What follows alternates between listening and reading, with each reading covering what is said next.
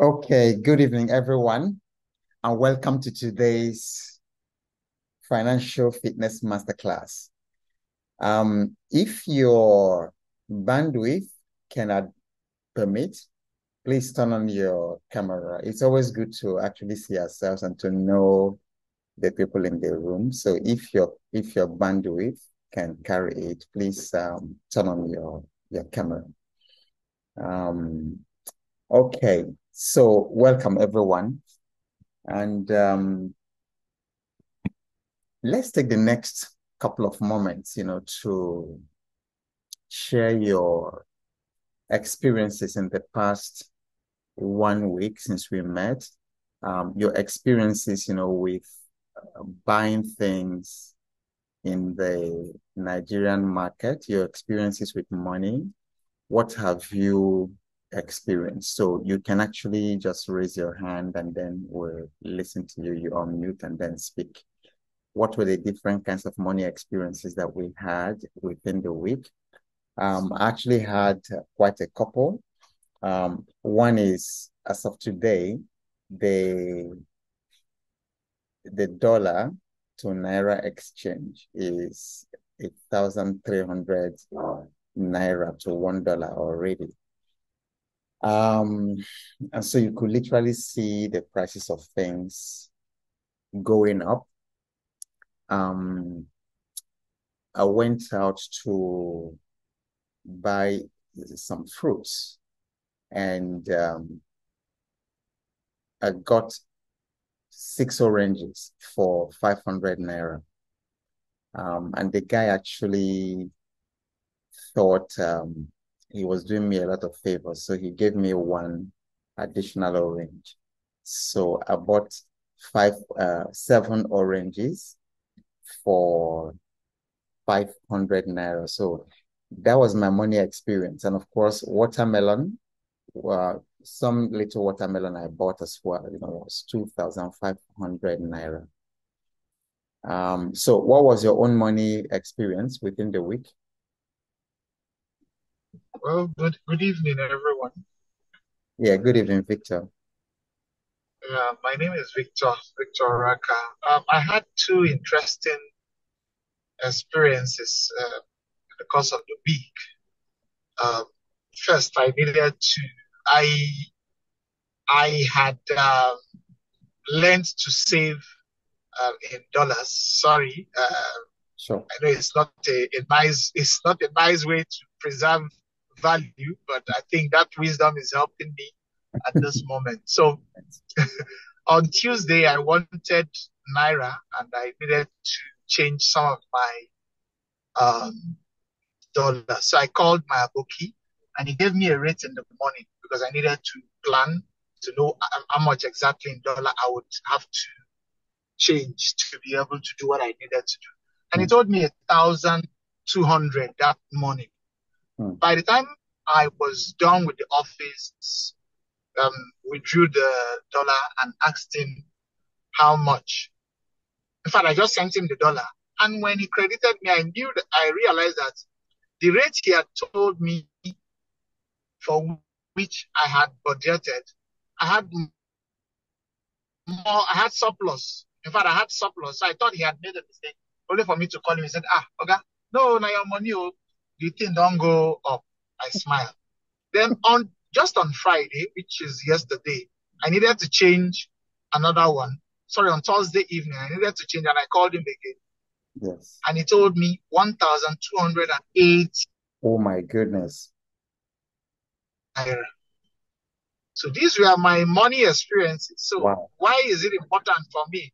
Mm-hmm. Everybody should learn to preserve your currency in the best of way that instead of losing value in the chaos that we are experiencing, you benefit in the process. So those currencies. I got them some at 740, some at 900 because, like I said, I always preserve values in dollars. I intentionally do that.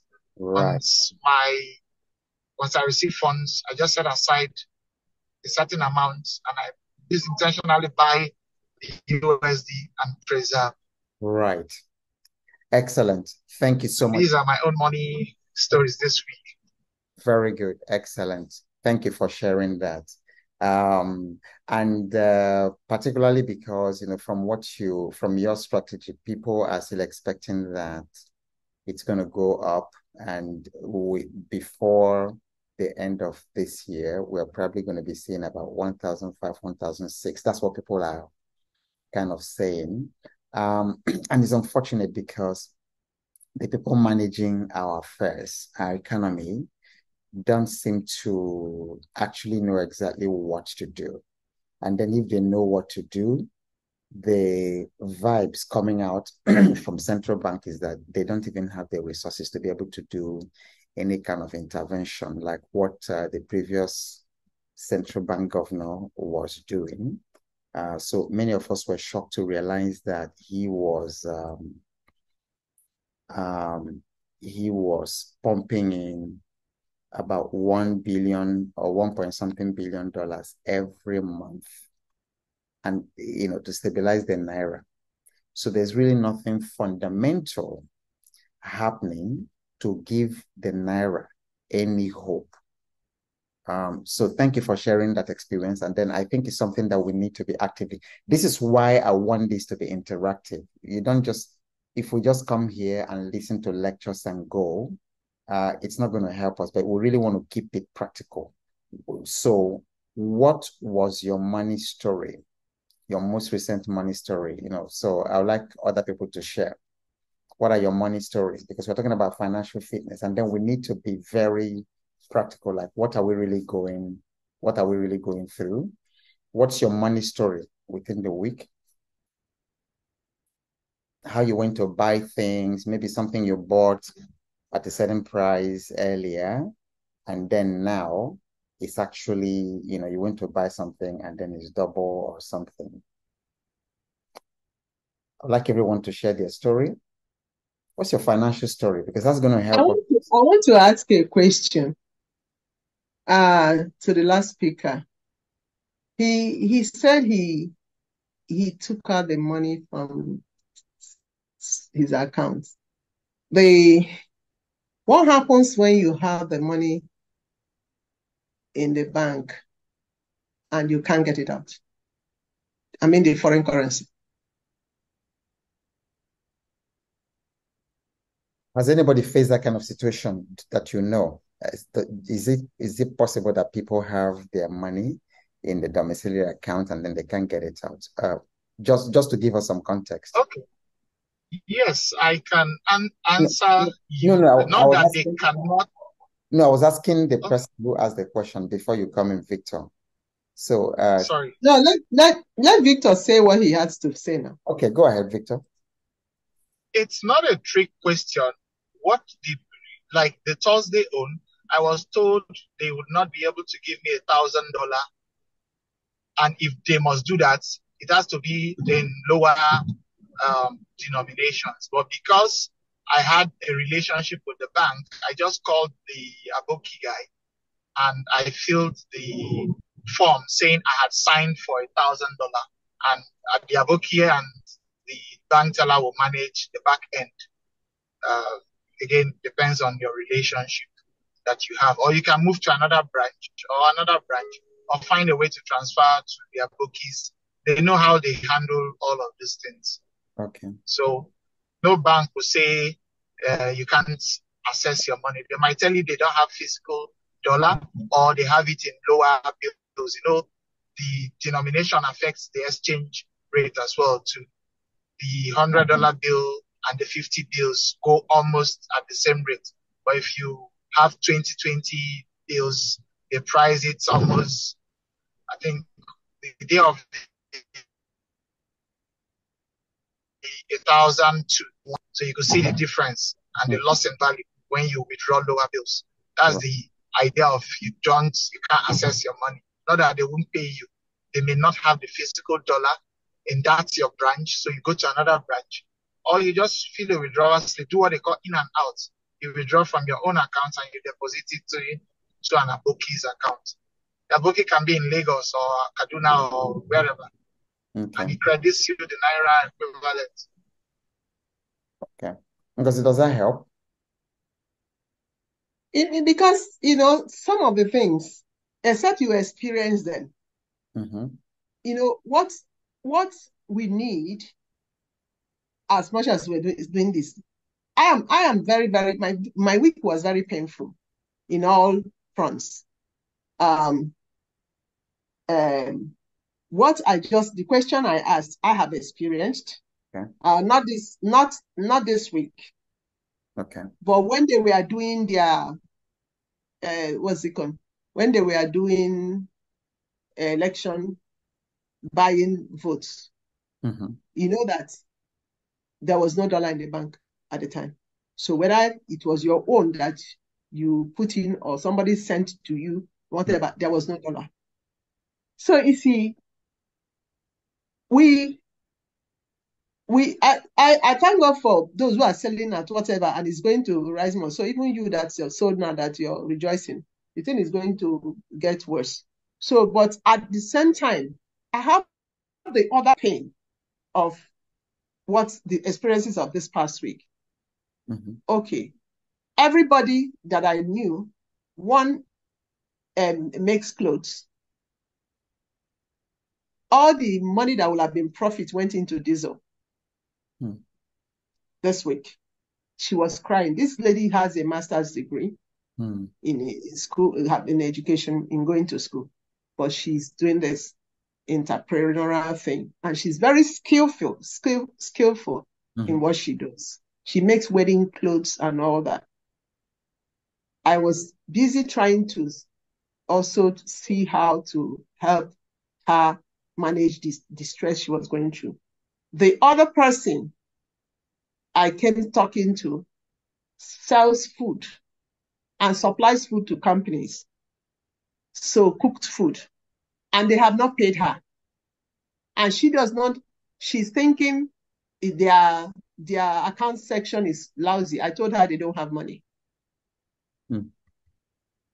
And because that's what the truth would be.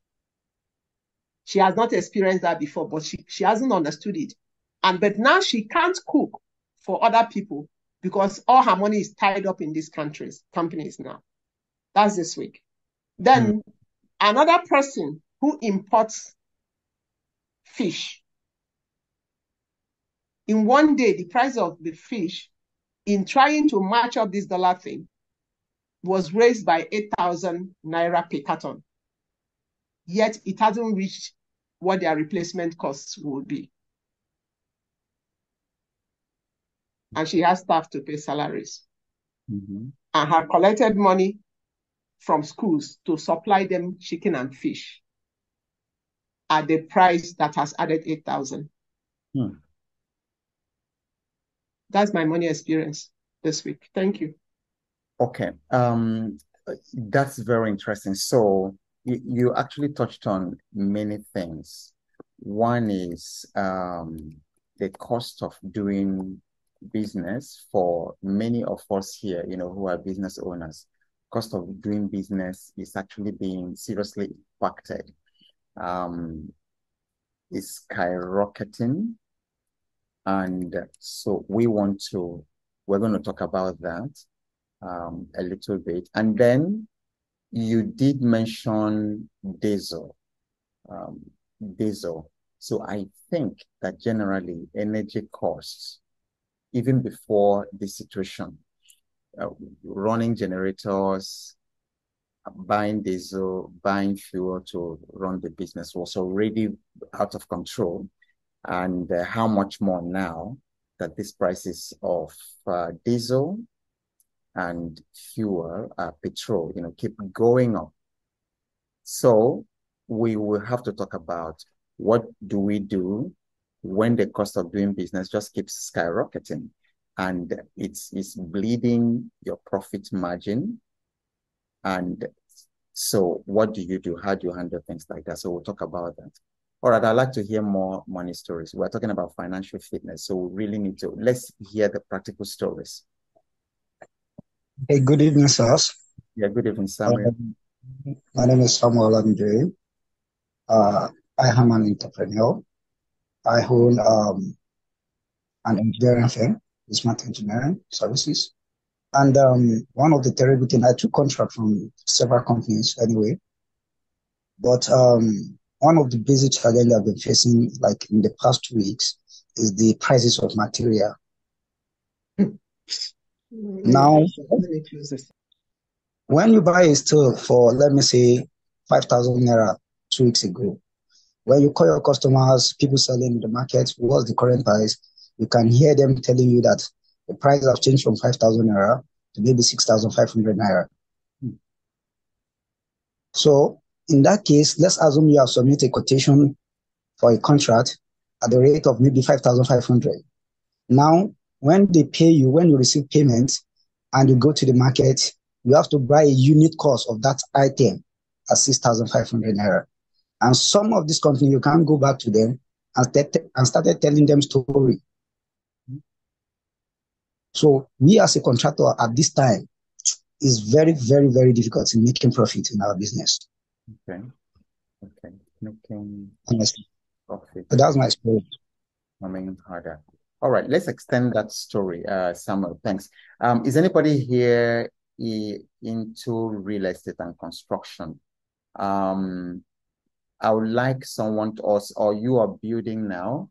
What's going on in the building materials market? Is anybody here in real estate or construction?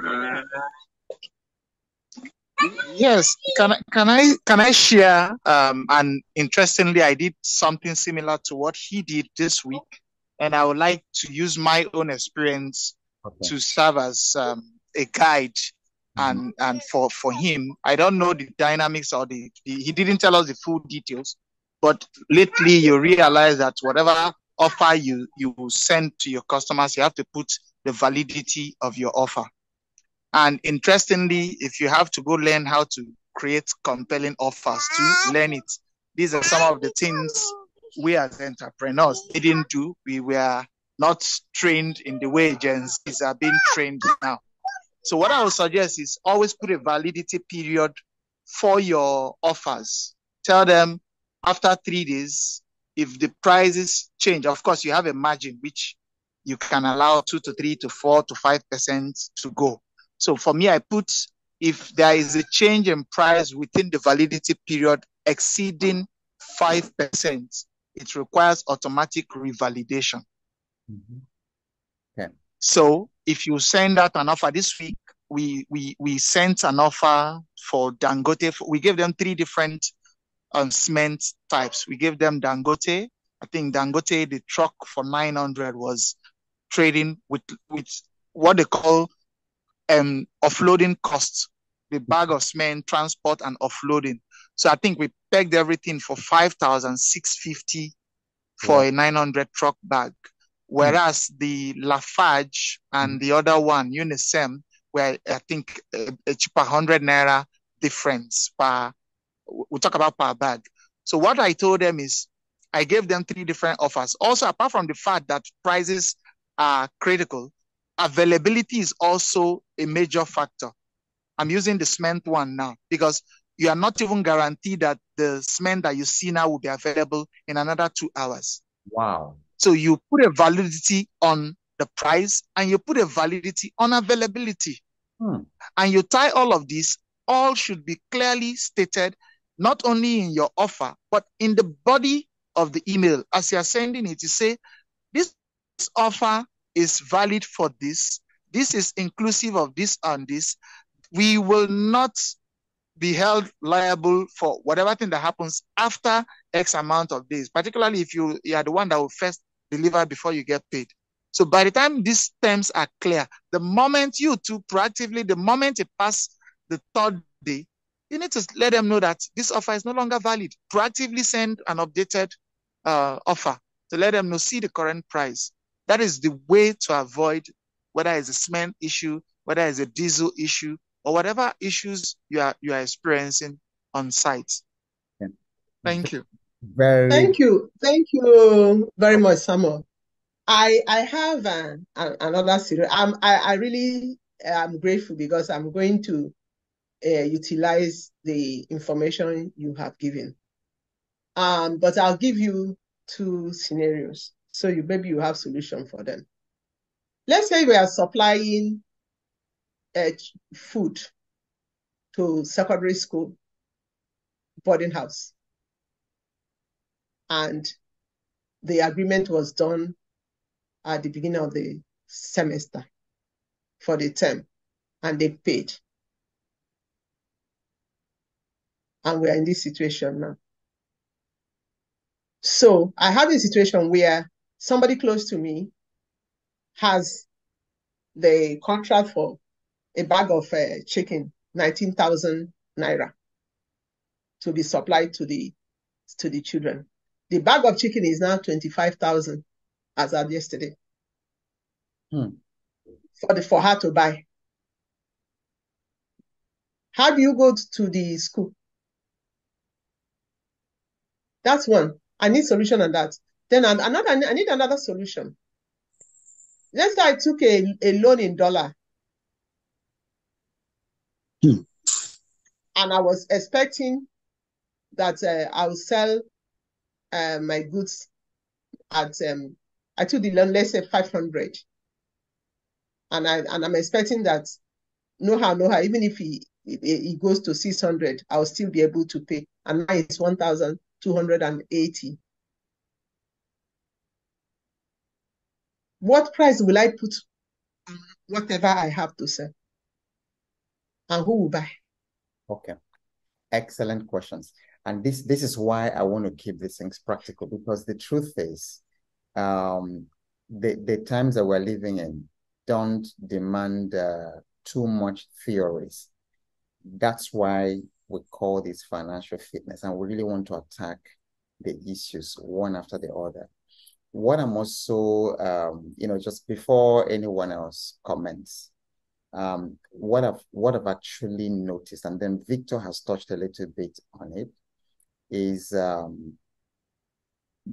there's a skills gap. It looks to me like negotiation skills will be a critical development need or development area for all of us in the times that we are living in. It's because we're living in rapidly changing economic situation, rapidly changing pricing, rapidly changing dynamics in the supply chain. So everything that you've been describing, and that whether you are in real estate or you're supplying schools and all that, is a rapid dynamics, because things are not the way that they used to be. And again, it's going to take a long time before we find stability. So like Victor already touched on that, what I would really encourage us as business owners in the places to actually pick up our books on negotiation and dust it again, and then pick up our books on finance and dust it a little bit again. So over time, we can talk about account payables and then account receivables and managing it, because whatever you are doing or whatever you're supplying, you really want to make sure that you don't have receivables that's short of your payables. And again, because the people you are dealing with, the people you are supplying, are also in this economic situation, like Victor said, you really want to make your negotiations, whatever you are doing, whether it's with a school or with whoever you're supplying, you need to really make it an open contract. This is an unusual time. They themselves understand. The principal or the proprietor of the school also goes to the same market that you go to buy these things. My wife was just telling me about going to buy tomatoes this evening, and then one tomato is literally 100 Naira. So 1,000 Naira tomatoes, I think they gave her like nine small tomatoes. So that principal goes to this market. So like Victor said, it's true. Contracts can be reviewed. Yeah, contracts can be reviewed in the light of the whatever. Then we also have what we call in contracting, we also have force majeure. Because if you quoted 10,000 Naira when tomatoes where, you could buy like 20 tomatoes or 30 tomatoes for 1,000 Naira. Now, they are giving you only 10 for the same 1,000 Naira, and the school still requires to eat like they used to eat. It's not done because nobody says that business, has to kill your whatever. And then if the contract doesn't work, it's not every contract that you actually take. You terminate it. So, and then usually every contract has a clause, should have a clause of conditions to terminate it. If it's not that anybody can terminate it, any one of the parties can terminate it if, you just give like a month's notice or something. And then you say, oh, then if there's a force majeure, what happens? If there is a legal dispute, in which jurisdiction do you go to settle it? So I'm thinking that these things, like the question you just asked, Ngozi, they border on, just polishing up a little bit of our negotiation skills and then our legal, because that supply term you have with the school, for instance, is a legal whatever. And then nobody should actually do business at a loss. If it's not working, you go and sit on the table and renegotiate the contract and say, listen, you are aware when we did this is what you go to the same market. There's no way we continue supplying you the same quantity of tomatoes that we supplied you in January. And so everybody needs to know that we're living in a very, very unstable pricing situation. So as an entrepreneur, when you are getting supplies, always make sure that you can actually break even. Do your math, do your numbers, because I've walked out of business opportunities when I looked at it. Number one, the client wasn't, I don't work with every client. The client wasn't the kind of things, because some clients would actually spoil my record and my whatever because of the way they think. So I've walked out of businesses, even though it was looking like a lot of money at the time, but I've walked out of, businesses and I didn't take it. So it's not every contract you should take at this time. And then if you must, make sure that you put clauses that allow the thing to be periodically reviewed in the light of the prevailing economic situations and then the prices of things in the market. So who else in the room has a comment, or you've experienced something like what Aunty Ngozi has shared, and then you would like to share your wisdom with us? Anybody want to comment further on this? Good evening, sorry, everyone. I just wanted to, before the comment, I wanted to point out something. In this situation, this scenario I'm giving, this thing was reviewed at the beginning of this semester. We are in October. Is reviewed at the beginning of this semester. They had to leave the brand that they normally will buy for this other brand. Remember that these schools also take school fees by the semester, by the listen, and they have to calculate and put everything. So it's not a question it's not like the company that can defer when the thing will be done. This is children's food. Mm-hmm. This is children's food. Okay. And other relationships are tied up to it. That's one. The second part where I was asking about, if you took this loan in a foreign currency and you built in what you thought inflation would be, okay, and now you have to pay back. You're paying back. Yes, to pay back. And now this is a business that should be profitable. Mm-hmm. And know how there's an amount that you expect that, okay, even if inflation catches, okay, this should be able to cover it. And now the inflation is on. So what would the person do? Nah. Okay, very good. Okay, so Taiwo, speak to what you wanted to share, and then we can come back and then deal with this foreign currency situation, because I think it's very common. Taiwo? Okay, this has got to do with consulting, auditing of client book. So we have this an IT company that deals in servicing power service, and they used to make 800 million turnover and whatsoever when we started with them. But as at last account, I think they made about maybe about 100 or about 100 or so. They couldn't bring in so many things. But anyway, the summary of it is that they can't even pay. They can't even pay fees. And then apart from that, they have issues with federal land revenue. They've come for debt review. They have come for audit. They want to come for investigation. And the way the thing is even going, it's as if the company is about to even pack up because they can't even pay. So, and it's not, and you can, the thing is, even if you want to kind of drag an issue with them, you can see from the books that there is nothing on ground. So that's my own experience. Okay. All right. Thank you very much for that. So let's go back to Mantingos's scenario with borrowing in dollar and then paying back from a Naira business. You know, this thing happened we had been in a similar situation when Buhari's government came into power, like almost immediately, you know, and I remember the dollar was trading at about 200 Naira at the end of Jonathan's government, about 150 something, 200. I don't know if somebody remembers. And then within a very short moment of Buhari coming into power, the dollar went to 300 and something, okay, which was really massive. And it shook so many businesses at that time. And then many businesses could not survive it.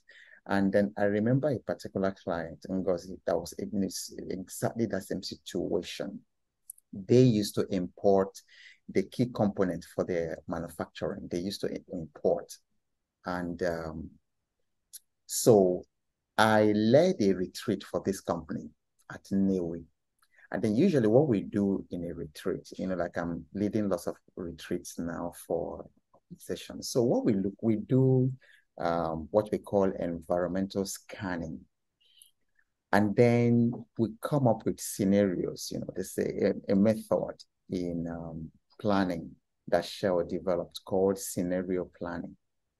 And when we do the environmental scanning, we are looking at going with the way things are right now. What are the likely scenarios? What are the likely political situations? What are the likely economic indicators that will impact on our business?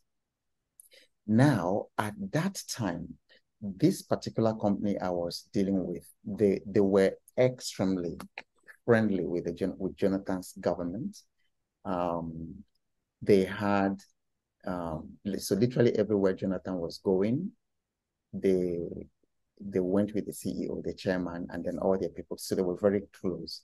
Now, during the retreat, I said to them, they were so sure that Jonathan would come back to power. But when we did environmental scanning, we saw, you know, we predicted a sensitivity to the Naira sensitivity to the dollar. I asked them to consider that it was going to, you know, like we paint a worst case scenario, we also paint a best case scenario. And I told them to consider that the Naira was going to become, you know, much weaker than the dollar to the point of losing half of its value and things like that. Then I also told them to consider that Jonathan was not going to come back. But they were so sure, you know, and they had insider information that the dollar will not fall and that Buhari will not come into power. And, you know, but I was only a facilitator of the retreat, so they didn't listen to me. And they had all their big executive directors and all that because it's an international company. They were in 7 countries at the time. And they were really very big people. So they did not listen to me. Then Buhari came into power. That currency thing happened. So that product line, many product lines in their manufacturing had to stop because they couldn't import anymore. They couldn't import it even with that sensitivity. Now we are even seeing the dollar going from like 700 to 1,500 Naira and all that. But that time, it was just a small movement from 150 something to 305 at that time, and they were in crisis. The reason I'm telling this story is, for many of us who have businesses, don't wait for these things to come at you and then you become reactive. You have to anticipate it. For now, you have to anticipate if you're bringing in things, and then if you're supplying, if you're in the supply chain business and things like that, you have to anticipate that. For instance, we're talking about inflation, we're talking about the devaluation of the Naira. You have to anticipate the worst. So I would even ask you to start planning like the Naira to the dollar, the dollar being 5,000 Naira. That's, say, like the worst that can happen. What are you going to do? Don't wait until it happens. This is the time to sit with your team and then do this environmental scanning and then come up with scenarios and then contingency plans that if this happens, this is what's going to happen. This is how we're going to respond. Otherwise, many businesses, like Taiwo told us, are going to just fold if you do not plan for these realities. Because I'm afraid, because they know, because of the kind of network I have, they know that these guys do not know what they are doing. They do not know what they are doing. The thing is just running on autopilot. And then the people that will save the situation are actually people in this, because until we go into massive production, because even what is going on now with the dollar presents lots of opportunities. In the retreat yesterday, the company I was working with are now being forced to take another look at alternative raw materials, because to keep on bringing in flour,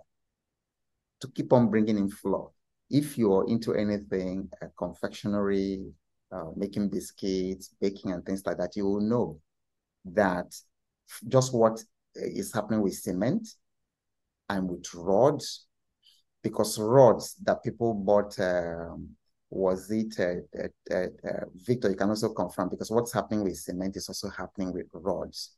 Rods, like in the past 6 months for building, have skyrocketed, the price of rods for building. And then I saw a very frightening thing the other day. I saw that people are beginning to replace rods with bamboos. People are building upstairs and decking with bamboos.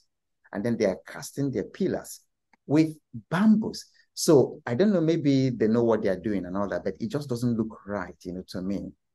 But these things are presenting alternatives, to start looking for local alternatives, to our inputs, and then to start looking at, okay, so what I'm going to share with us now, still in trying to answer Ngozi's question, will be very helpful for everybody.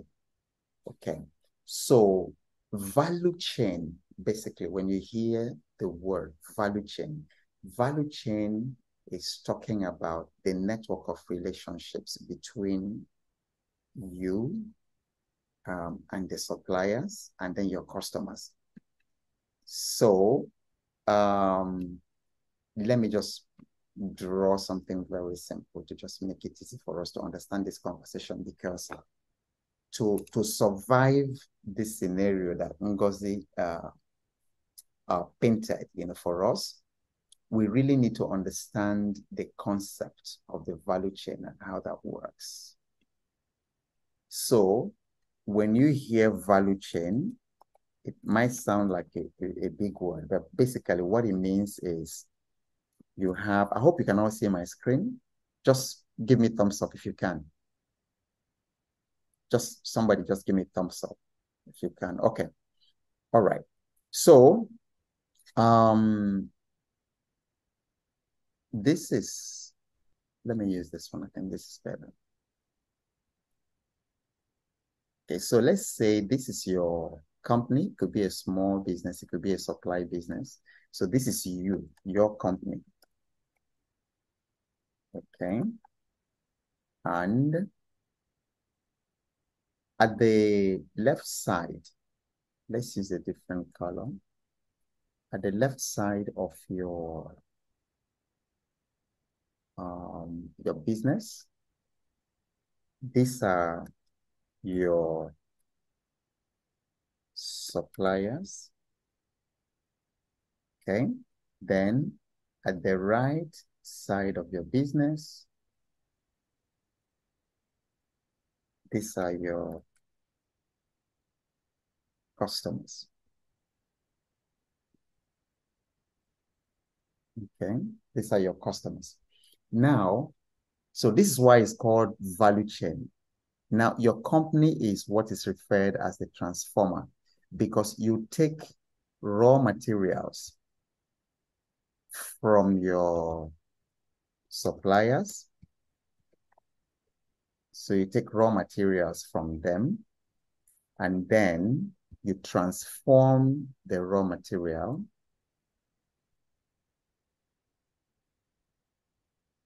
so your suppliers give you raw materials. And then the raw materials could actually be anything, any kind of input. It could be finance, it could be people, it could be information.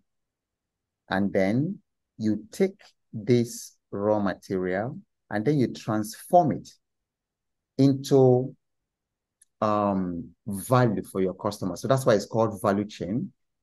Your raw materials are value. You take these raw materials and then you add value. So the raw material is already value. You add value to it. So you create a product, you package it, and then this value you sell to your customer. So that's why it's called value chain. So you need to understand what is going on in your value chain, because a lot of us are just focused on our businesses here. Okay? You're just focused on your businesses here, what you do. But you need to be in total mastery and control of what is going on from the supply side.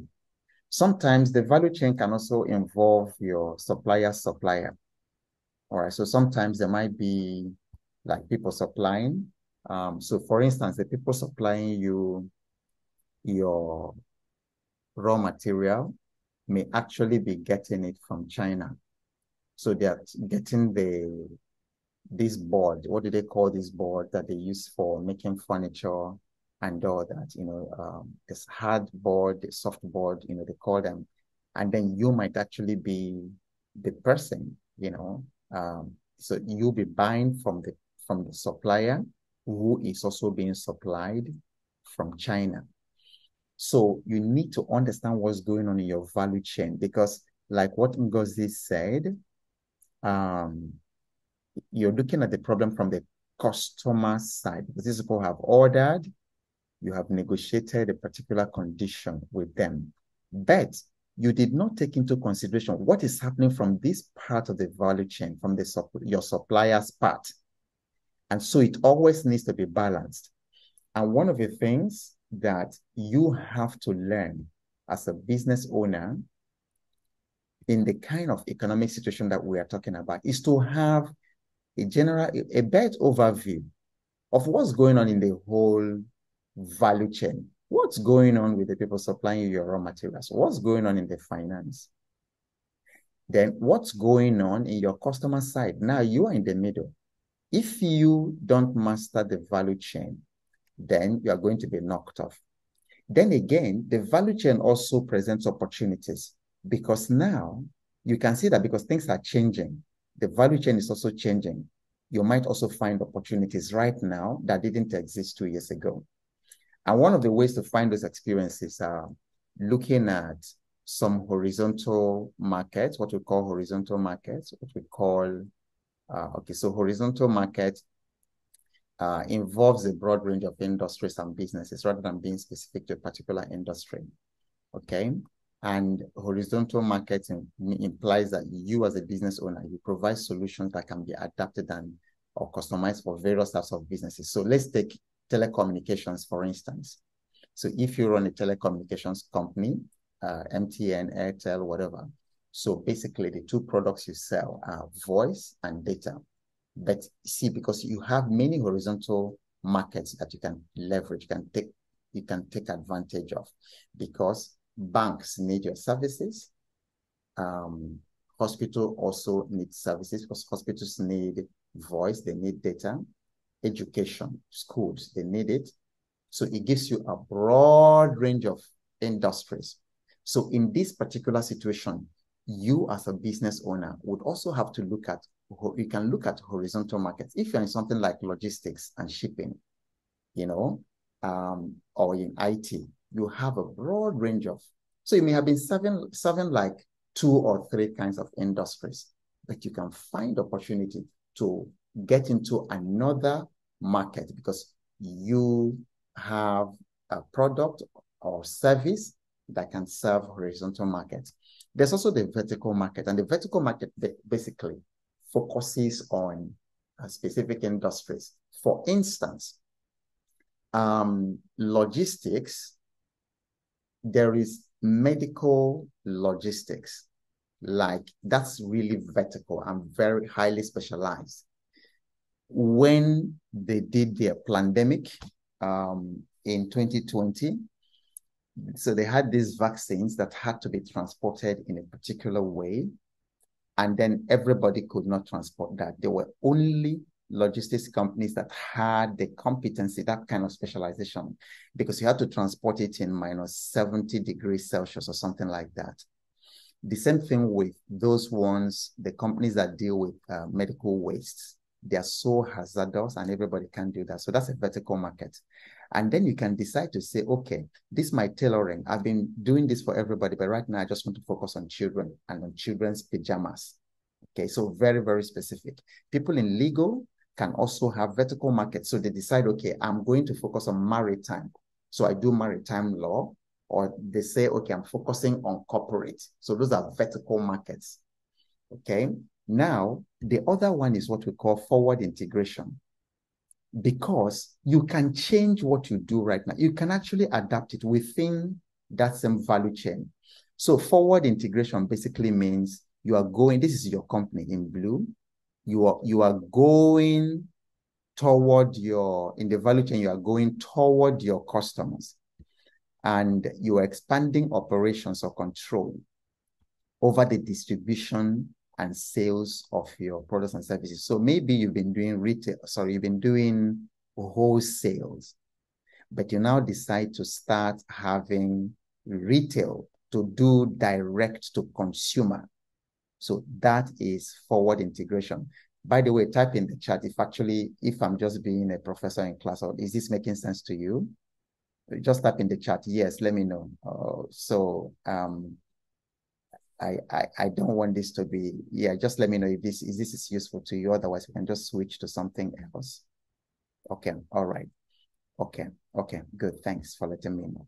So forward integration means expanding your operations, okay, and control over the distribution and sales of your products and services. So you see people like Tolerams, the makers of Indomie, that's what they've also done. If you go to some places in the north, you will see that they have built kiosks for people selling their products. And so many of these companies in the fast FCMG, fast consumer moving goods or something like that. So they do a lot of forward integration. And then you can own your examples include having your own retail stores now, or having online sales. So now you are not just selling to your wholesalers, you are also selling online. Now, backward integration is also very useful. This is where, for instance, Antingozi, this is something you can apply in a situation of that person that is supplying schools. Because what this means is you are going backwards. This is your company in blue, but you're doing backward integration. In other words, you start controlling source.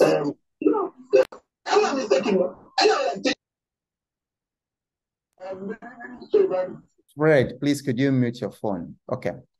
So, all right. So it means that you are going back here to take control of your. okay, to take control of your supplies. So example could include owning your own ingredients in the production, okay? Example could include, instead of you now going to the market to buy those agricultural products, you build a farm. If you build your farm, you can now control your supply. So you are no longer at the mercy of your suppliers and then their prices. So that's backward integration. There's also something like, like contract farming. I mean, if you are a manufacturer and then you are adding value to food product, you can do that. So what I just told you is a major, major strategy for very difficult times like this. So I would like everybody to please go back, read up as much as you can in value chain optimization, because the answer to most of these things that you've identified is actually optimizing your, okay? Optimizing your value chain. The other comment I will make is Victor started by telling us, this brilliant strategy of hedging the Naira against, or hedging, is he hedging the USD against the Naira, or hedging the Naira against the USD? The other thing to consider is, for all of us here, one question I want you to leave this place with, ladies and gentlemen, because instead of complaining or crying about these dollars, it's going to get worse. Why I'm saying so, I'm not giving a prophecy and I'm not trying to be wise or something. The only reason is that what I'm seeing is that these people do not have anything. They don't have any answer to what is going on. So one thing is to hedge against the dollar. The other thing is to actually ask yourself, how can I earn money in dollars? This is the most important question for everybody here. How can I earn? So it's not just saving in dollars like Victor is doing. That's one part of it. But then the biggest question is, how can I earn money in dollars? I am dealing with this question myself. And then it's amazing, when you start asking certain questions, it's amazing the kind of answers that come to you. Okay? And I don't really want to start giving personal details here, but this question has really helped me. It's opened up just in the last 1 week. It's opened up a lot. It's opened up a lot of possibilities. And then it is possible actually to see that things are not as bad as they look if you know what you're doing. And if you know what's going on, things might not be as bad as they appear. The other dimension of this question was just what I was, sharing with my family just before this meeting. And we were talking about, now, I'm not religious. So when I use Bible stories, I'm not using it in the context of, I'm a pastor or prophet. I'm none of those things.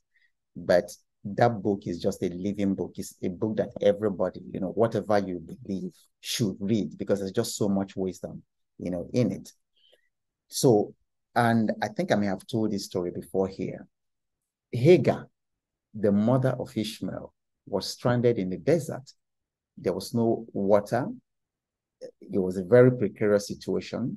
And then she left her child somewhere to die. And then if you've actually been in a desert situation, in a place where you looked for water, many times we can't appreciate these stories because we haven't experienced it and it's difficult for us to conceive. Now, she dropped the child, the little boy, somewhere to die, but she didn't want to watch him die. And then she found a place and started crying in desperation. And then the angel of the Lord came to Hagar and said, well, I notice your misery and I actually care, right? And I actually care. That child will not die. That child will become a big person. And then we will do things for him. And then after that, he opened her eyes right where she was and she saw water. So water had always been there, but she didn't see it. So I tell you guys, there's something called revelation, and it exists.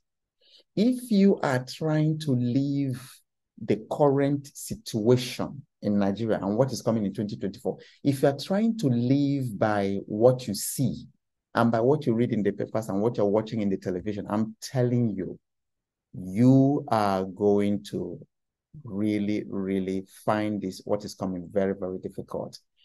But if you live by insight, if you live by revelation, and that's why I'm doing this thing, like every Saturday, it's not necessarily convenient, for me, but I love to do it to help people to have these conversations. And then for you to change, to kind of train your mindset to prepare for what is coming. The difference between the 5 foolish virgins and the 5 wise virgins was that the 5 that were wise were prepared for what is coming. The ones that were foolish, they were just like, que sera, sera. So it doesn't matter. Anything that comes, we will see it as it's coming. I'm telling you, if you are not having these conversations that I'm having with you now against 2024, and then if your company is also not having this kind of conversations, we call it crucial conversations. If you're not having it now, I'm telling you, the likelihood of your company dying in 2024 is like 8 out of 10. The probability is like 80% to 90% if you're not having these conversations. So that question, how can I earn money in dollars? If you ask that question, within this coming week, before we meet again on Saturday, you will amaze yourself at the number of opportunities that you have to earn money in dollars. Because as I'm talking to you, there are Nigerians who are smiling. They don't worry about what is going on in the market. If tomatoes can cost 10,000 Naira. It doesn't matter. Because see, by the time you've earned, even if it is $1,000 or $2,000 in a month, that $2,000 is already 2-point-something million. There's no amount of tomatoes you can buy in the market, or oranges or watermelons, like I bought today. So that's one. And I think that's really a good place to begin to round it off here. I don't want to keep us too long, but just to recap, and I think someone posted something in the chat. I think it's really very helpful. We need 4 types of awareness to earn in foreign currencies: self-awareness, situational awareness, and spiritual awareness. Victor, can you unmute and then just tell us a little bit about that? Can you throw more light in that? Because the question I want everybody to leave this place asking is, how can I earn more money in dollars? And when we come next week, I would like to take all the answers and then we can share with each other, like we did last week. And one immediate one is remote work. Remote work. Last week I said, go online and search for remote work sites, remote job sites.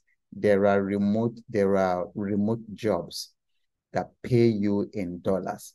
And then you can sit. In fact, someone told me a story yesterday of a gentleman who yesterday night, she told me this about a gentleman who just resigned his major job, and he was a big guy, but he did something and earned $10,000 and then did it again and earned that money, and he's like, why am I wasting my time in this? And he didn't need to go to work to do it, just working.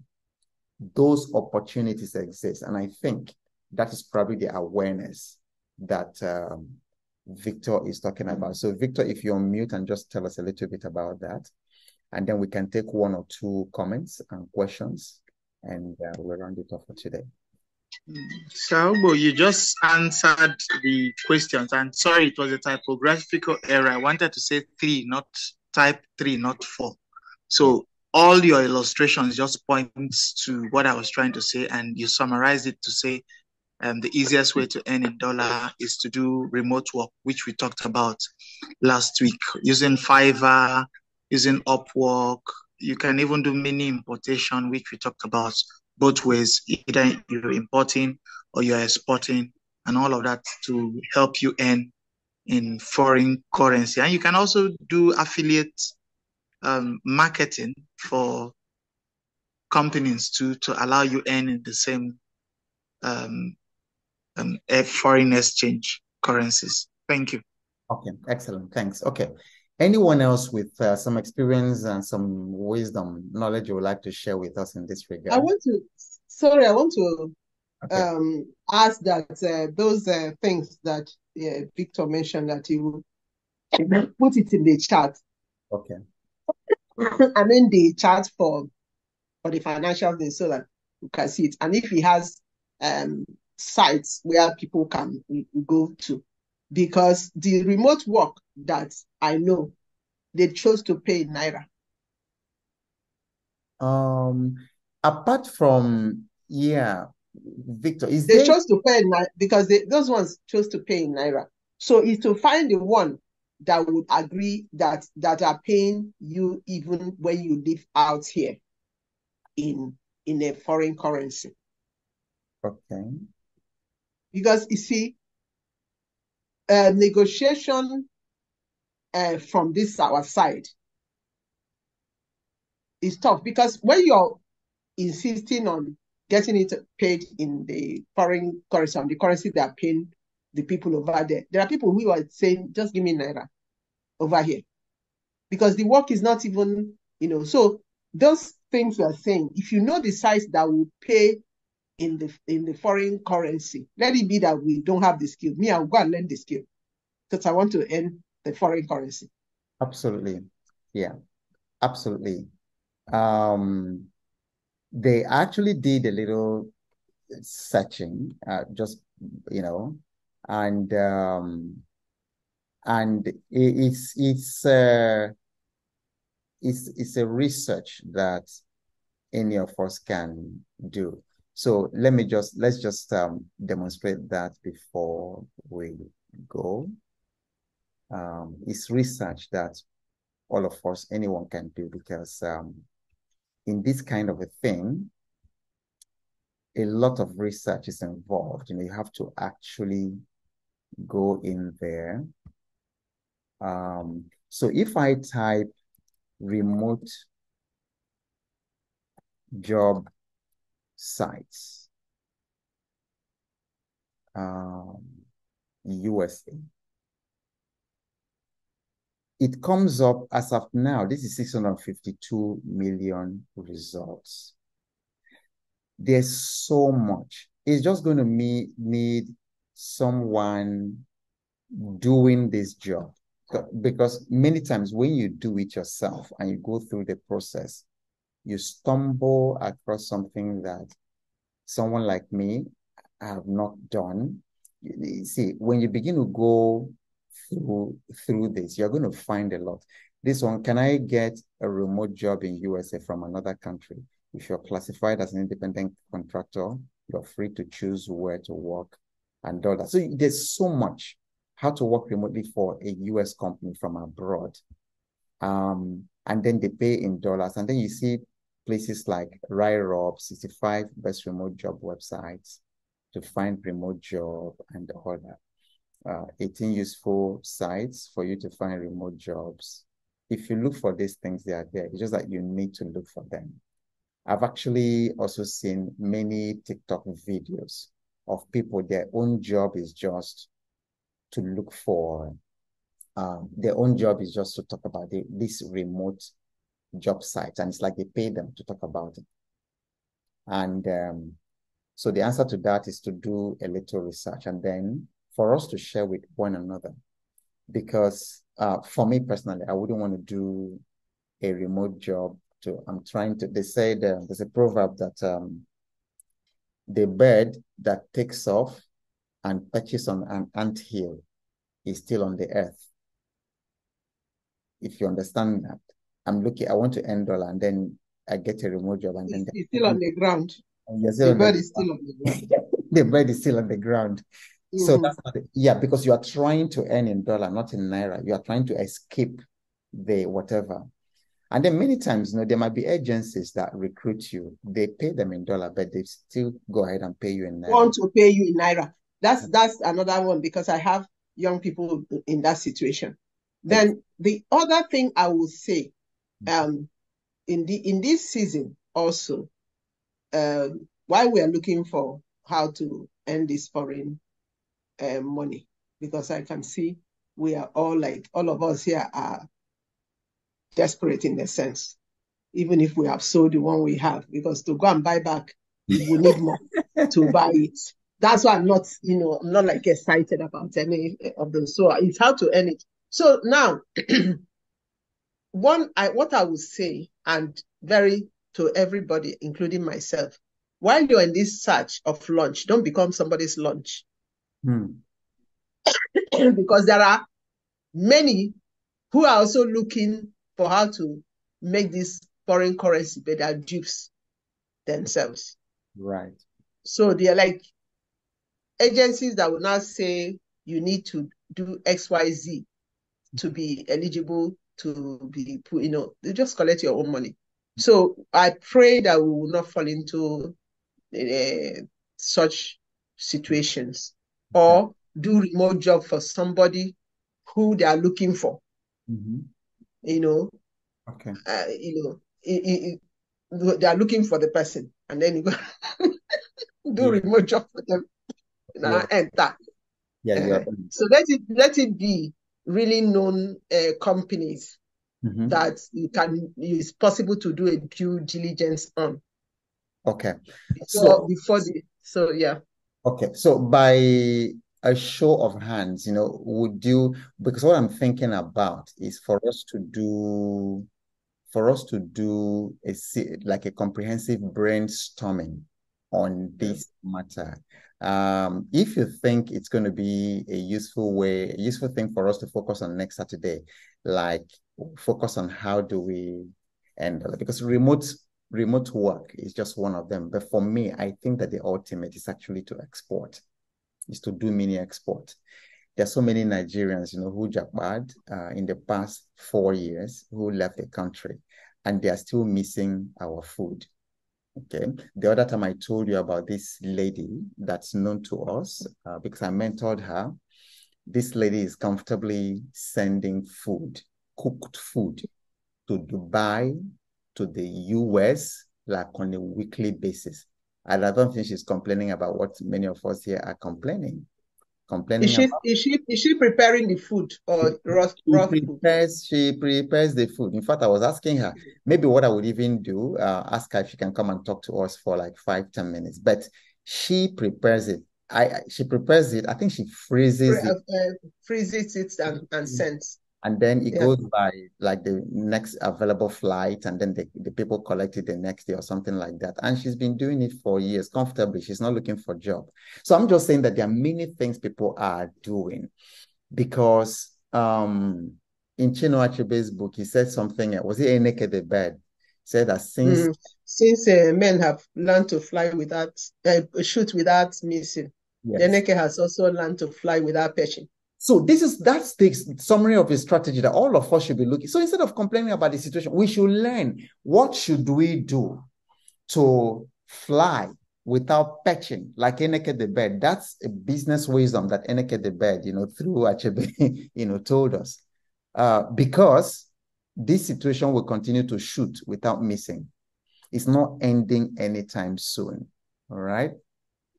Okay. Yemi, your hand is up. Thank you so much, sir. And good evening, everyone. I think, in terms of the what I'm trying to is that there's still opportunity in the local economy, as much as we are looking for foreign exchange. Okay. I think, one of the things keen into the current government policies.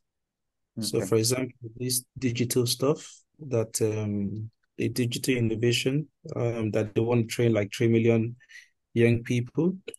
That's one opportunity that one can tap into. Maybe you could build a digital learning solution that you could have some of all those courses in. And then, of course, you could write a letter to the ministry telling them that you have this, and then, seeing how you could come on board. I think even the night post stuff that they're trying to also do in terms of bringing that to Nigerians. I think that's also another opportunity that I think we also need to key into, because as much as we want to export in terms of even instead of defending our Naira, one way is also to reduce the pressure on the Naira by us manufacturing internally. Right. And none of, if we look at it, none of the sectors in our economy, including even banking that we think that is advanced, or even telecoms, is really matured. We've not gotten to saturation point. So that's one. And I think the other one is long term. Like, I think one of the things that we also need to do is, of course, which you've been drumming in, and which I think I've learned, is long term. I think we need to be building strategy for long term thinking. How can I be in the market for the long term? And of course, that will require us walking away from a lot of opportunities too, Right. that would not satisfy that long-term focus. So where we can build cash flow that would help us to go through long time, even in our pricing, especially for the retailers and the non-contract guys, where they could factor regular increase. For example, like in the developed clients, a lot of times they would increase things by like few percent. You won't feel it. Even if it's maybe you might be increasing things by maybe 10 Naira or something like that, that your customers will not really feel.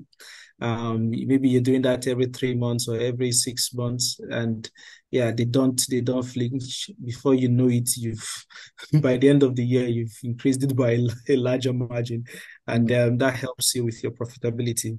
Right. Then agriculture is also one. Thank you very much for mentioning that. I just couldn't wait for that. Yes. Is one sector that we still napping, we still sleeping on, especially even palm oil. Palm oil is one. Shea butter is also another. Especially if you want to even export. Shea butter is one. Kilishi coconut oil. Those are other areas that we could also these are opportunities that we can also tap into. Okay, excellent. And as Yemi is saying this thing, I know some of us might be going, okay, government and all that. So one of the things to learn is to address that voice in your head, because many times it's these voices in our heads, that sabotage us, and then we don't even try. Shakespeare said that our doubts are traitors, and they make us lose the good we oft might win by fearing to attempt. And I know that many of us have attempted some of these things before, and then it failed woefully. So that it failed the first time does not mean that it will fail again. So what we are going to do next time, because we sorry, Mr. Bo. Add something. Can I add something? Okay, hold on. Yes. Hold on, because some of us have something to say. Please, okay. I have a question for Yemi. You'll come to that. You ask the question, but let him finish. Then let me. Oh, Yemi hasn't finished. Sorry. Yeah. Then let me capture what he said so that I don't forget it, or somebody actually said, because this slide will be coming to you. At least it's being recorded, so you see all of them in. There was someone, I think, before Remy mentioned something about mini exporting. But what we are going to do is next week we're going to focus on this. We're going to focus on this question. Whether it is earning internally, taking advantage of the opportunities in the economy. Because, like he mentioned agriculture, and then he also said something about long-term planning, which I've been talking about. Just this evening, this was also the conversation I was having with my family, because after coming in here with the watermelon that they gave me at 2.5, and I begged my way to buy that watermelon at 2,000 naira. I was like, for crying out loud. This thing is just to put the seed in the ground. And then I'm also discovering that so many people living in Lagos should not live here, because the situation that we are coming into, especially in 2024, it demands a lot of radical thinking. So many of us have offices in Victoria Island that shouldn't be in Victoria Island.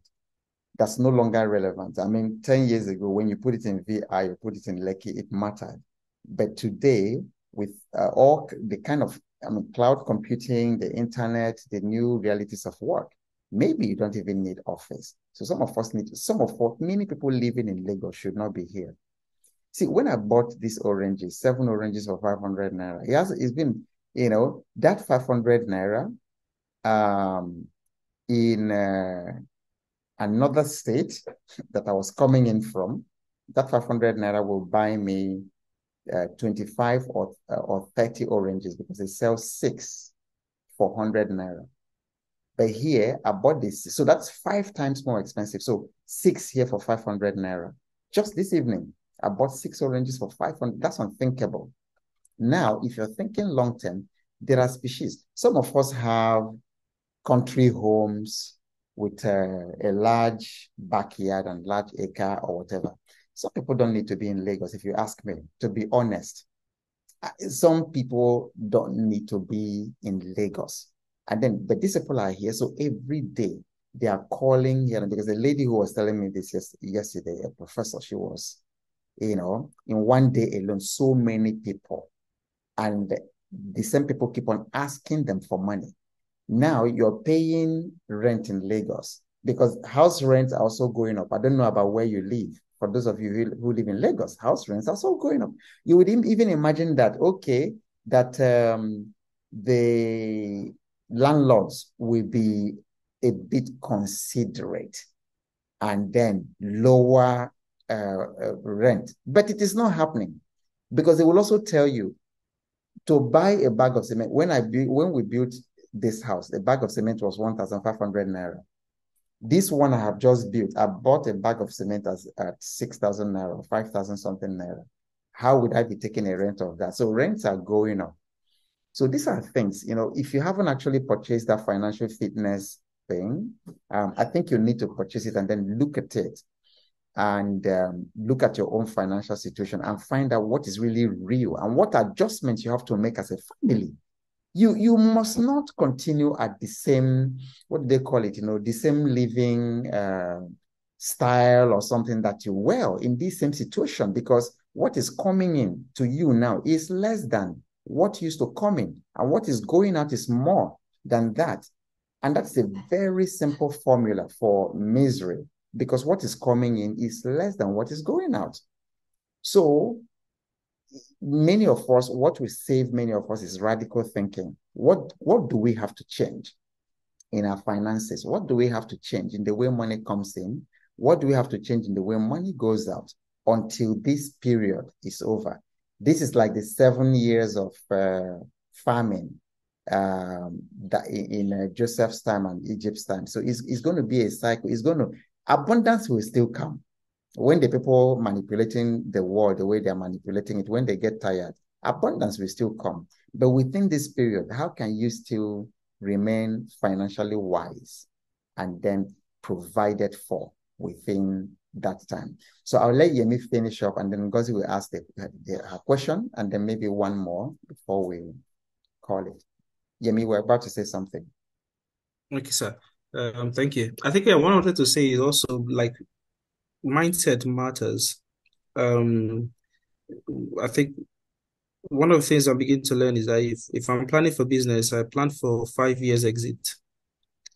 And the reason why I do that is, I think if you look at in terms of the country, a lot of times people just copy successful businesses. And the problem is that we then crowd that market, that it no longer becomes viable.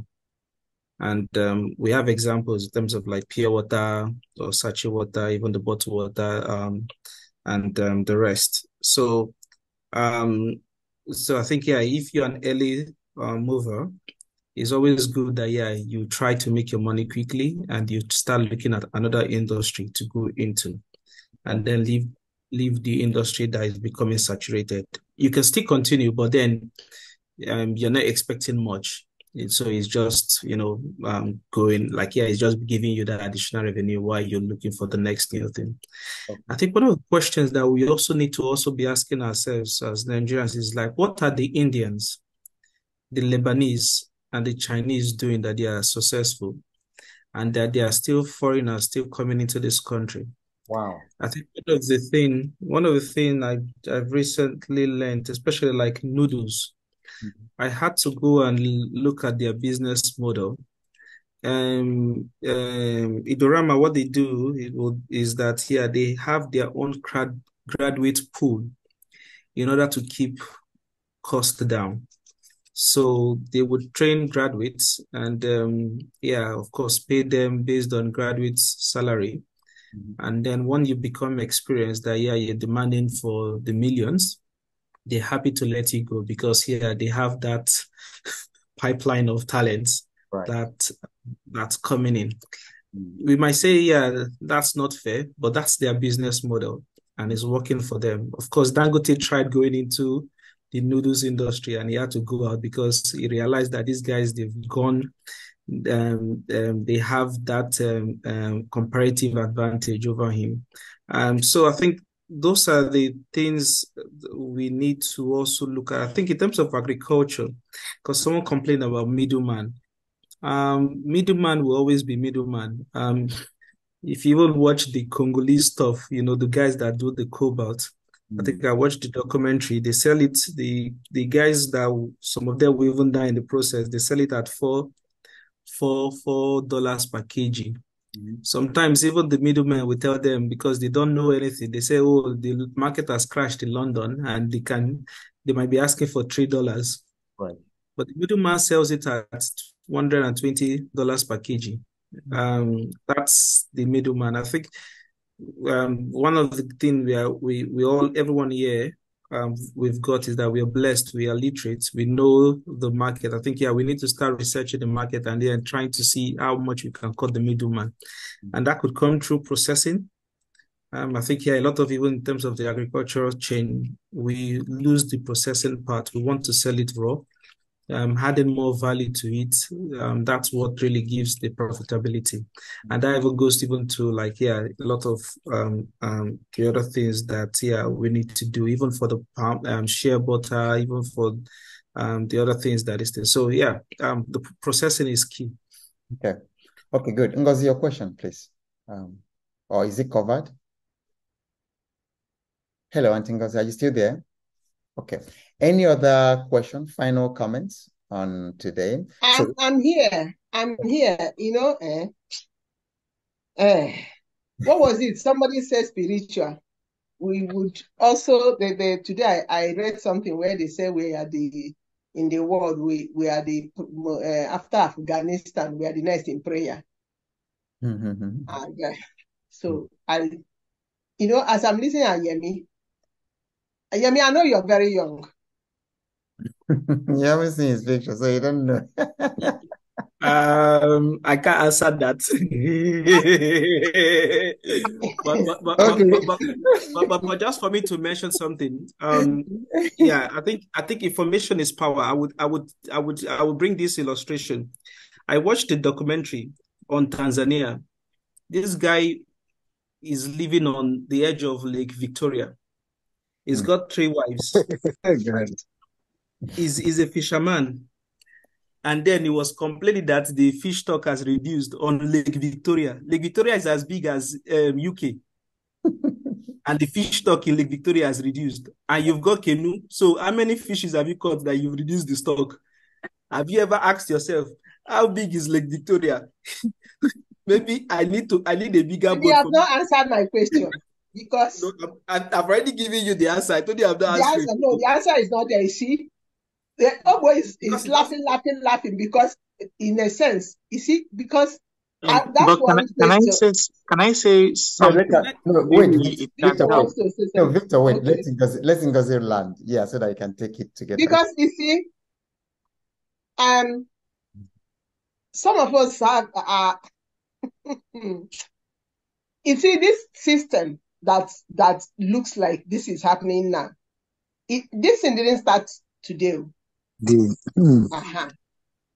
It didn't start today because I had to tell somebody in the store yesterday when he was saying, dollar is coming down. It's now 1,100 per dollar. And I looked at her. I wanted to cry. I said to her, in this my one lifetime, that the first time I went to the US, I used 500 Naira to buy $750. This my one lifetime. And in this my one lifetime, I've done agriculture. I've done export. So that's why I said that you must be young, because some of the things that are being suggested, like Obo keeps saying, and I'm really working on my brain to accept. You know, when the people coming behind see the others, it looks like they didn't try anything. But the thing is this, the conditions that made it not to work have not changed. Look at the person who wanted to get out his dollar from the bank. He had to know somebody inside the bank to get out his money that he wanted to. He had to know somebody inside the bank. There are serious issues. So we will do. Well, I'm hearing everything, but we will do. As long as you are breathing, we will do. Yeah. Thank you. Okay, so good point. Because the thing is, and at some point we'll talk about that. You know, yesterday again during the company retreat I facilitated, we focused a lot on our mindset. Because to be honest, mindset matters. Two people will walk the same road, or 100 people will walk the same road, and all 100 will see something completely different, but it's one road. My mentor, one day he said to me, along this good road, that there were many hospitals, but up to the point he told me about this, I didn't actually know there was a hospital along the road the year that he told me that. And I drove from his place, and because he had injected that into my consciousness, I was shocked at the number of hospitals that were on that street that I never noticed. But do you know, if I had any emergency and needed to go to a hospital at 11 p.m. or 12 midnight, I would have seen those hospitals. Now, so the same thing, like my favorite story, I went my partner Tokbe to a remote village in Ogun State, because he was doing a mining project, mining consulting, and then he wanted me to bring my knowledge of geographic information systems, to support what he was doing. So we drove to that remote. The village is so remote, I forget the name of the place. But along that path, which was like a footpath, it was barely motorable. I was seeing primary schools that Chief Awolowo started in 1948, because the dates were there. That's to tell you how remote that place was in 1948. Now, we got to a place and had to park his SUV somewhere because we couldn't drive further. And then we walked a long distance into the thick forest and bushes. Ladies and gentlemen, when we got to that place, lo and behold, buried in that bush So a massive Chinese quarry. Massive Chinese quarry, and only Chinese were working there. And massive Chinese quarry in that place. Now, the Chinese were there in our bushes, just like they are there in the bushes of Ebonyi State, harvesting special trees and taking off. Just like they go to the Abakaliki rice mill, just like Yemi was talking about opportunities, even they were going to Abakaliki, they will go to Abakaliki rice mill with trucks and ship our local rice, to their place. Now, that day, my friend and I were coming back. Just before the reading camp, there's a place he normally stops to eat pounded yam or something. So we stopped there and ate. And then as we were coming past the reading camp, come and see massive numbers of people going to the camp, just like Ngozi said, we pray too much.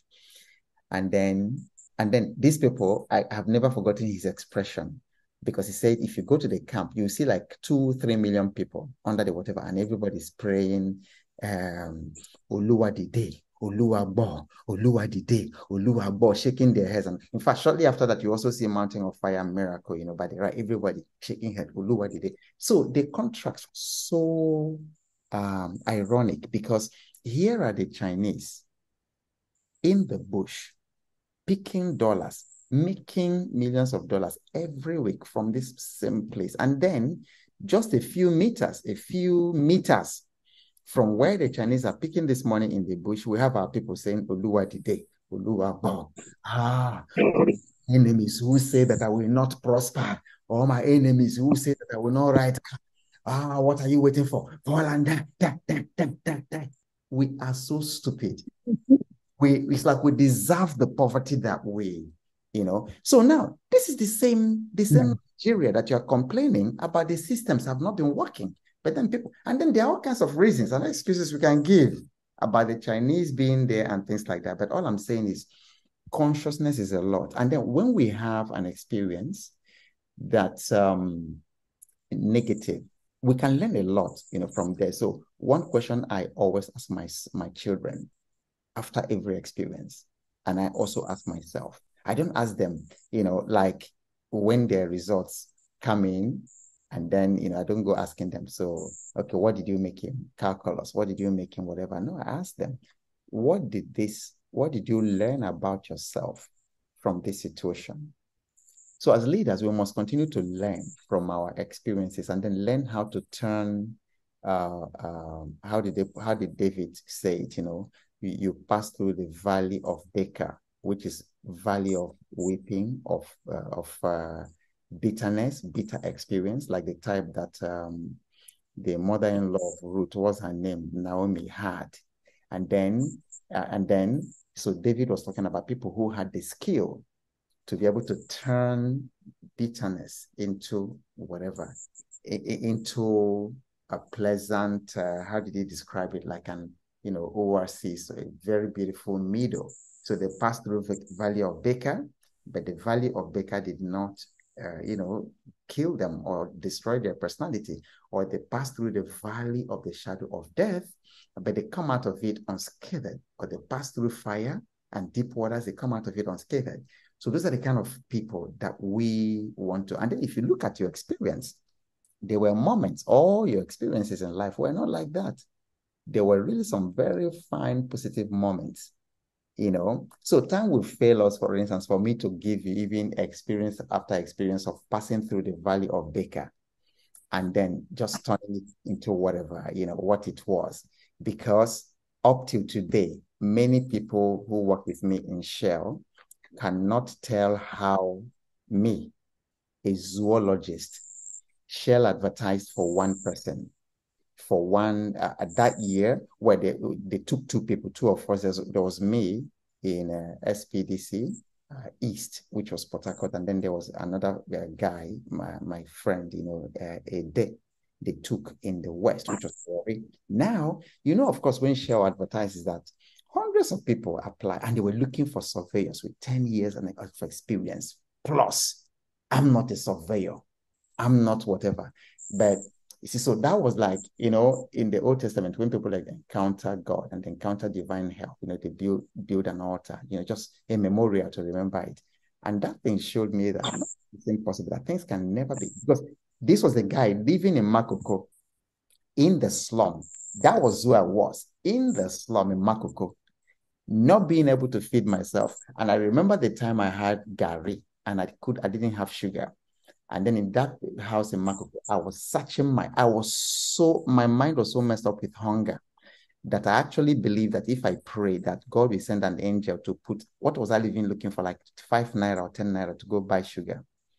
Maybe, was it Kobo or Naira, sir? Because this was 1989, 1990. I couldn't, so I prayed. Hunger makes you do stupid things. So I actually knelt down and prayed. And then I started going through each of my pockets. And then there was no money, you know, there was no money put in there. So for this person to go from there to working in Shell, then anything is possible. Learn from your experience. Don't let your experience put a scar in your consciousness that will keep you being you know, a little bit doubtful of yourself or still what is possible. Because in this same place, people are having really very positive experience. Even you had very excellent and positive experiences. And so those things can be re-engineered. Somebody else wanted to say something. I don't know who that was. Okay. Yeah, I was trying to say something about the documentary in terms of Tanzania. You know, about that guy I mentioned it, but also I watched one on Israel. This is an Israeli date farmer. When they asked him what his business plan was, he said he wanted to feed 8 million people. The population in Israel is 5 million. So, of course, he's not the only date farmer in Israel. So it means that he's also meeting the local demand and also planning to export. And that's the kind of mindset that I want that it to be nice for us to have. Where one, we are meeting local demand and we are also dreaming big. The problem with us is that we are not dreaming big, just like the fish guy. He's not dreaming big. He never knew that God has blessed him with Lake Victoria. It could be, he might even be a boat manufacturer, where maybe he's asked himself, where is the end of this lake? And then he's realizing that there's a big storm. His small canoe cannot get to the edge. He needs a bigger boat, and then he's able to successfully do that. And he can tell other people and even supply them that, and possibly even supply them with bigger fish net. And that's how he becomes a millionaire.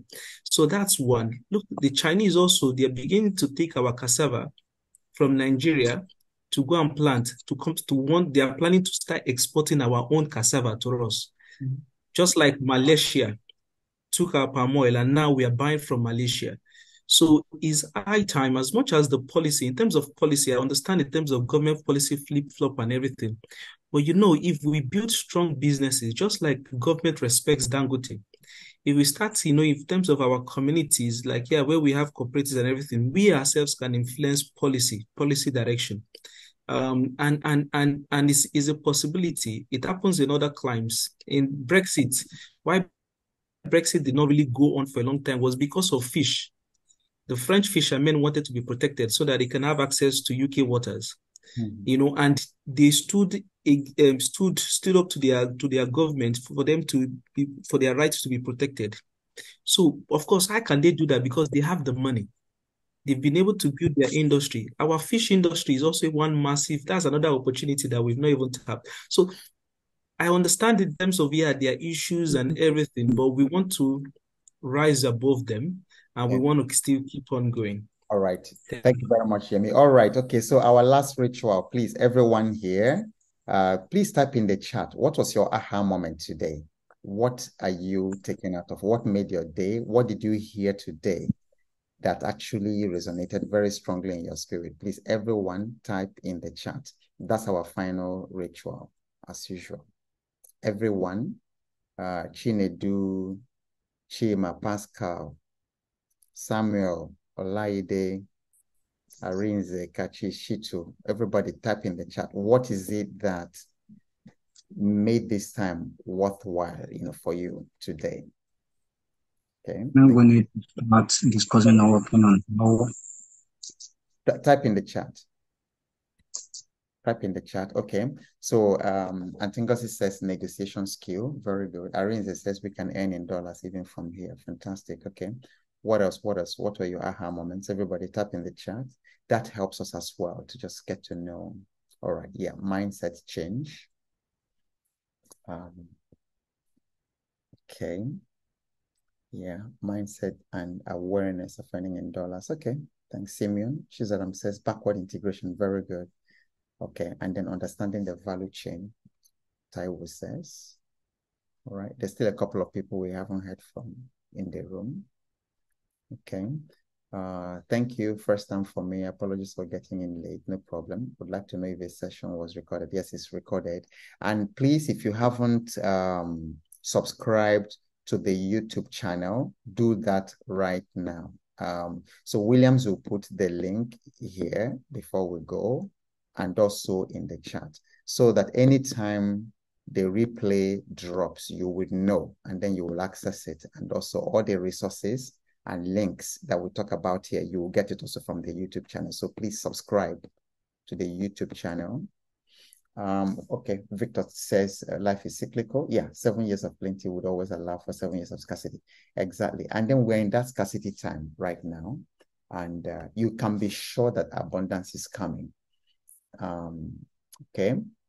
Okay. Ijama, yes, says reiterating that I can earn in dollars. All right. Very good. Okay. Chizaram has subscribed to the YouTube channel. Okay. Someone says, I think we need to start discussing working on how policies affect our business. Okay. What I learned was understanding value chain. Okay. Very good. Yeah, we can do that. Yemi says being flexible and ready to pivot. Okay, and serve other industries. Chinedu says, this is wow.